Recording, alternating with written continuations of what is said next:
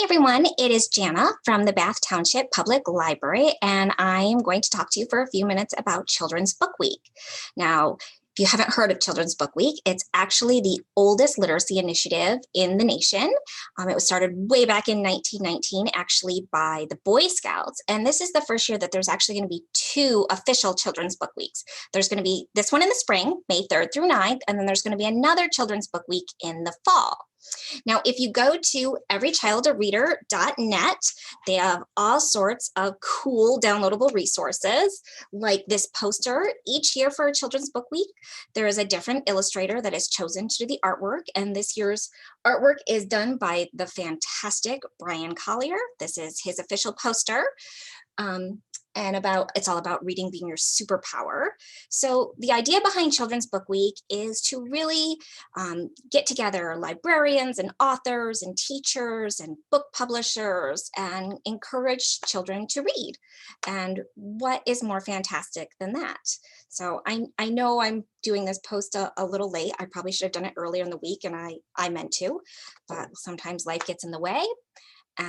But it is not too late to go to everychildareader.net and check out some of their cool resources. Like I said, they have this cool poster. They have a bunch of really awesome bookmarks that you can print and cut out. There is, and Every Child is a superhero reader challenge. So different reading challenges for you to do, and you don't have to just do them this week. You can do them throughout the year. They also have a lot of these very cool how to draw, which are always fun. I know my kids have always loved these. There's Cat Ninja. There is How to Draw Little Bat from Brian Lee's Bat Books. There is the dog from King and Kayla series, which that is an early chapter book series that's really adorable and obviously about a cute Labrador retriever named King. And so there's all sorts of other things that you can download and use to encourage your child to get reading. Now, I also want to talk about some of my favorite children's books that have been published in the last year or two. I'm trying to focus mostly on some newer stuff. We're going to start with picture books. One of my favorite new bedtime stories, or maybe not a bedtime story, at least not the first one, because this one can actually get kind of rowdy. This is called It's So Quiet. And as you can see, it says a not quiet going to bed book. This is by Sherry Rinker, who does the Goodnight Construction Site series. And the illustrator is Tony Fusile, who is an amazing illustrator. He's illustrated the Bengali series for Kate DiCamillo. He's also done some of his own books, and he has done a lot of animating work for Disney and Pixar, like The Incredibles and The Little Mermaid. So you'll probably kind of recognize his animation, his illustration style. So like I said, I love the artwork in this because I love how dark everything is, and then the colors really, really pop. So this is a story about a little mouse who is trying to go to bed, and there are too many things making noise. There is the moss brushing against the lamp, and there are frogs croaking and crickets chirping. So lots of I think I've said before, like, I love books with onomatopoeia, which is sound words. So this is a really, really fun one to get your kids making sound too. It's very repetitive, so they'll get to know what's coming next, and making sounds like we're, doing those sound words is a great way for kids to learn the parts of words, to learn how to make the different parts of sounds that make up different words. And that's a really important early literacy skill, to be able to break up words into chunks. So making up those little sounds is a really important skill for them to learn. And this is a fun way to do it. Of course, there's an owl. And as you can see, the colors really pop. This one is a lot of fun for me because I live out in the country, and they're in the woods with lots of pine trees and lots of bugs and frogs and all sorts of noises all the time going on at night. So you can see all the different noises happening at night. And then the mouse, of course, is like yelling out the window that it's too loud. He needs it to be quiet to go to sleep. So like I said, it's a fun, maybe not the first book you want to read at bedtime, because like I said, it gets a little noisy when the kids start making the noise. but a lot of fun, fantastic illustrations, and a really fun story to read. Another picture book that I've really loved that just came out last year. This is Julian at the Wedding, and this is the follow-up story to Julian is a Mermaid. And so this is Julian, and this one I really love. Julian goes to a wedding, and this is Marisol, and she is going to be in the wedding too. And as you can see, they're both wearing very fancy clothes at this wedding. And I love the way the grandmothers and stuff look. I love the hair. I love their facial expressions, the colors of their clothes. The illustrations in these books is just so beautiful and so wonderful and just kind of magical. Like, I love the way the lace tablecloth looks and the colors. It's so much fun to read and so much fun to look at, and there's so many details. And they go underneath a willow tree, and it just looks like a magical fairyland, and I kind of love it. And Marisol ruins her dress playing with a dog and rolling in the mud, which is totally something I would have done as a little girl. And Julian helps make her a new fancy dress with some of his own clothes and then the willow branches. So it's very sweet story. I actually like this one better than the first one in the series. Like I said, I love the willow trees, and just, that they're at a wedding, and it's a great inclusion story about, girls can be rough and tumble and want to get dirty, and sometimes boys don't. Sometimes boys are the ones that are worried about their clothes and how they look and fancy. So to me, that's just, it's a great message to get across, and I love these stories. Jessica Love just did a beautiful job with the illustrations and the storytelling. So this is Julian at the Wedding. Another story that is by Oge Mora, and this one is called Saturday. I would kind of consider this a modern take on Alexander and the Terrible, Horrible, Yucky Day. I think that's the full title. Terrible, Horrible, No Good, Yucky, Bad Day. Something like that, but a more modern take on it. The little girl and her mom, so the little girl's name is Ava, and her mom works 6 days a week, very, very hard. And so Saturday is their day to spend together. And they always have plans of everything that they're going to do on Saturday. And so they, plan to go to the library for story time, and they're going to get their hair done, and then they're going to go to a puppet show and do all these things on their special day together. And so Zoom, off they go. And of course, I love that they're going to the library for story time, but oh no, when they get to the library, it's canceled.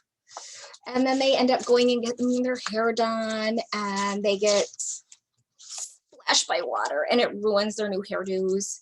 And they almost miss their bus, and they go to the park, and it's super crowded. And then they finally end up going, to the puppet show, and they've lost the tickets. And it's actually Ava's mother that is the most upset. She just feels like she's ruined this whole special day that she was supposed to have with her little girl. And it's Ava who is like, no, it was still special because I was with you. And I kind of love that it's the little girl who gets to be the wise one and tell her mother that, I just want to be with you, and it doesn't matter what we do. And so then they decide to go home, and they make their own puppets and put on their own puppet show. So like I said, it's just a fun story about enjoying the small moments. They don't always have to be big moments to be special. Like that old saying, you want quality versus quantity with your child, and, how to enjoy the small moments. And like I said, I love the fact that it's the daughter that gets to be the wise one. And sometimes parents don't always act the way they should or respond the way they should, or don't always have the answer. Sometimes it's parents that are the ones that want to cry and get upset, and it's okay. And sometimes our kids are the ones that are going to make us feel better, not the other way around. So the last picture book I want to talk about is one that I am very excited for this year's summer reading program, because our theme this summer is Tales and Tales. So it's all about animals and stories. And this is called Bear Came Along. And this is written by Richard T. Morris, and it's illustrated by Lewin Pham, and it is about a bear who comes to a river, and things happen as he, he's on a log in the river, and then he starts to travel down the river. The illustrations really stand out. I love the way Lewin did the colors. As you can see, as he continues down the river and more animals come in, like he meets a frog, and the frog jumps on the log with him, and then they meet a turtle. And I don't know if you can kind of tell, but with each animal, as they go further along, more colors are added. You kind of, you start out with just the brown and kind of these sepia tones and the blue of the river. And then as he meets more animals, there's more and more color until the very end. And it's just gorgeous, isn't it? And you see all the different animals of the woods. There's a moose and a raccoon and a skunk and the bear and deer and all sorts of things. And like I said, it's magical. And I love the way she kind of introduces colors a little bit at a time, and it gets more and more colorful as the bear and the other animals are traveling down the river. And this one is just a whole lot of fun. And I love the back cover of that. I don't know if you can see, like in the trees, like the little raccoon tail, or raccoon tail sticking out. There's a beaver tail down there, and the duck bottom sticking out of the water, and some turtle shells sticking up. So I kind of love the back cover of this, where you kind of have to look for the animals with your child. So moving on to some great chapter books that have been published in the last couple of years. The first one I want to talk about is Renee Watson's Ways to Make Sunshine. This is the first in a series about a little girl named Ryan Hart. And no, Ryan is not just a boy's name, as she likes to tell everybody. Her parents named her Ryan because Ryan means king and leader, and they want her to embrace her ability to be a leader. So like I said, this is the first in a series. We actually just got the second book in today, so hopefully that will be out on the shelf soon.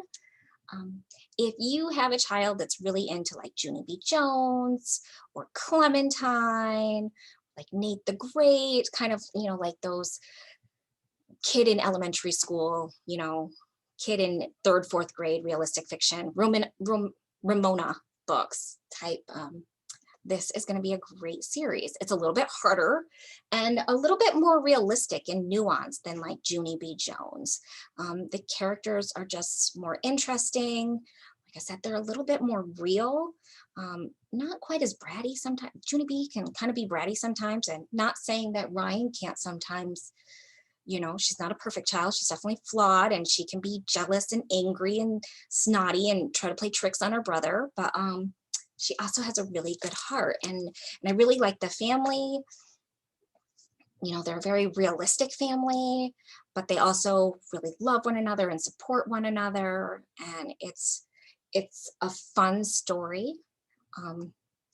Their father was a mail delivery person, and the post office in their area closed, and they couldn't transfer him to a new post office, and so he has had to take a new position working nights, and he doesn't make as much money. So they have had to move into a smaller house, and she's kind of dealing with that she doesn't like being in this new neighborhood. She doesn't like the smaller house, and different things like that, changes going on in her life that she's just not so sure about. As a side note, Ryan Hart loves cooking. That's one of the things she loves to do with her mom. She loves to make different concoctions for her friends to try and her family to try. And it's set in Portland, Oregon. And the current season that just started of Top Chef is set in Portland, Oregon. So, if you have your own aspiring chef at home, they might enjoy reading this book and then watching Top Chef with you, set in the same city. And like even reading this, like I recognize like they talk about a certain coffee that's only sold in Portland, Oregon. And then they were talking about it on Top Chef when I was watching it with my son, who loves cooking and baking and stuff. So he always wants to watch Top Chef. So that's kind of fun and interesting. And like I said, the second book is just come in, and hopefully there will be many more Ryan Hart stories because they're super cute. The next one is a lot more serious. This is Fighting Words. This is Kimberly Brubaker Bradley. And you might recognize her. She is the author of The War That Saved My Life, which came out a few years ago and was very, very popular. It's about, a girl living in London during the Blitz and how she has to move out of London when the children were evacuated and sent to live with other families during World War II. This one is set in modern times. I'm going to tell you now that this deals with a lot of really serious issues.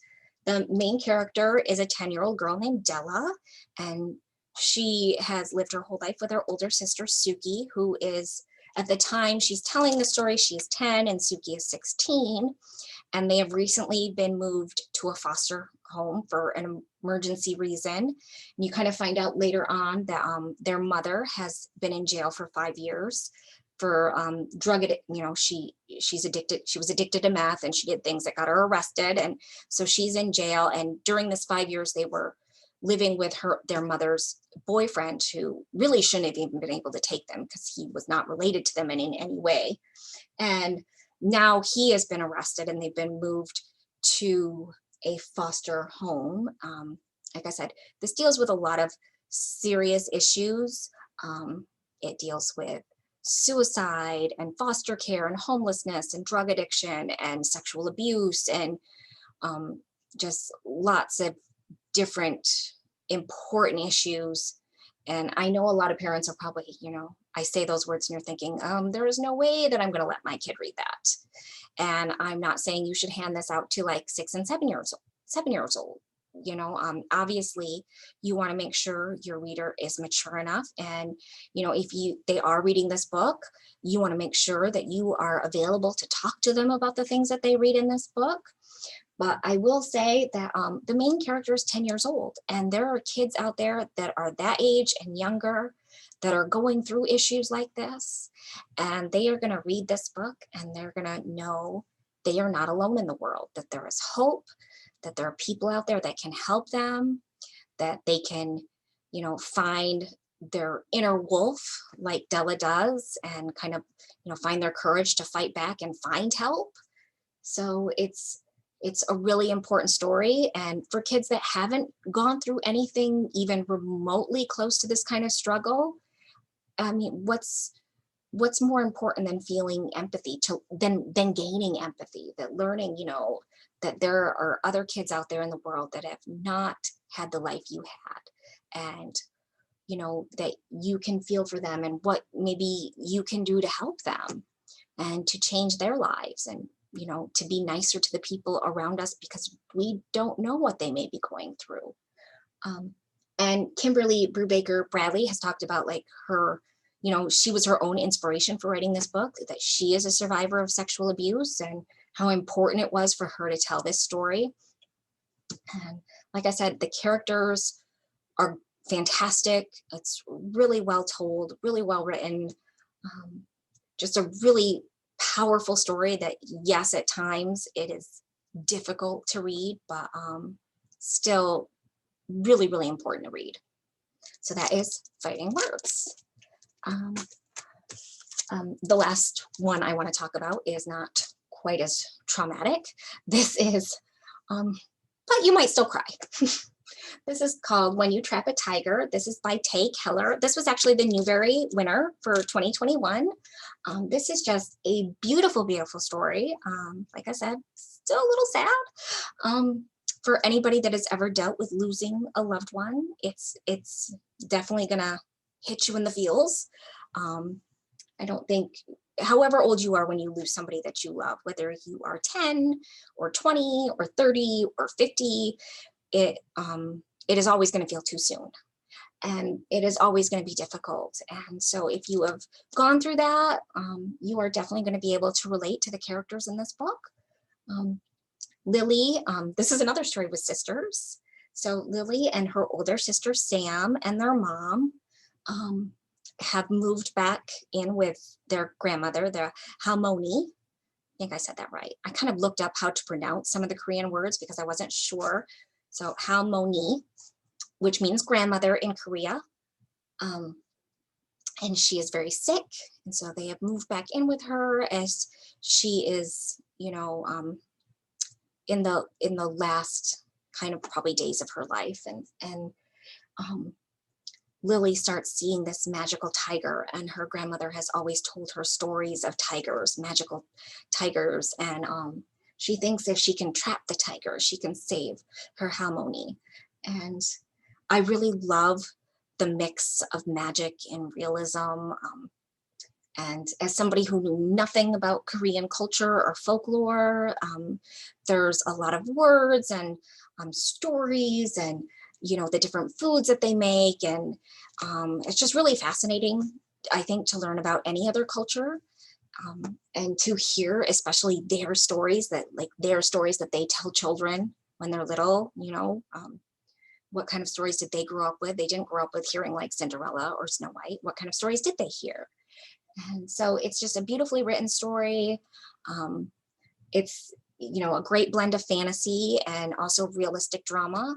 And like I said, a lot of fun to read, but also really sad. But I know for me, like one of my favorite parts is actually at the very end. And she's talking to her sister and she's like, you know, does it get easier? Does the sadness go away? And then her sister tells her, the sadness fades, yeah, eventually.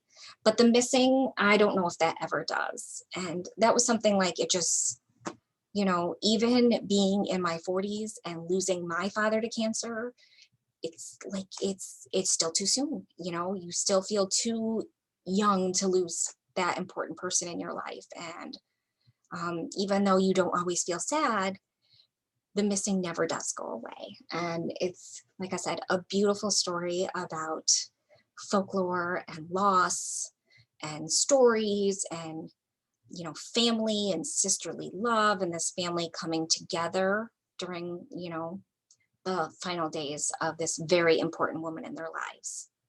So that is When You Trap a Tiger. So those are some of my favorite children's books that I have read recently and have been recently published that are newer, that I wanted to share because I think they're really great ones. And they are all here at the Bath Township Public Library for you to check out. And I hope you do. And don't forget to go to everychildareader.net to download some of the Children's Book Week resources. It's also really cool because, like I said, they have a different artist, illustrator every year do the poster for Children's Book Week. And if you can actually look at all the different posters through histories from, like, you know, way back 1920 and stuff like that. And it's kind of fun to look at all the different illustrators. You know, Arnold Lobel did it once and Maurice Sendak. So, I mean, you'll recognize a lot of the illustrators that have done the poster, and it's kind of fun to see how they interpreted it each year. So that is what I have for you today. So have a great weekend, and don't forget to come to the Bath Township Public Library to check out some books.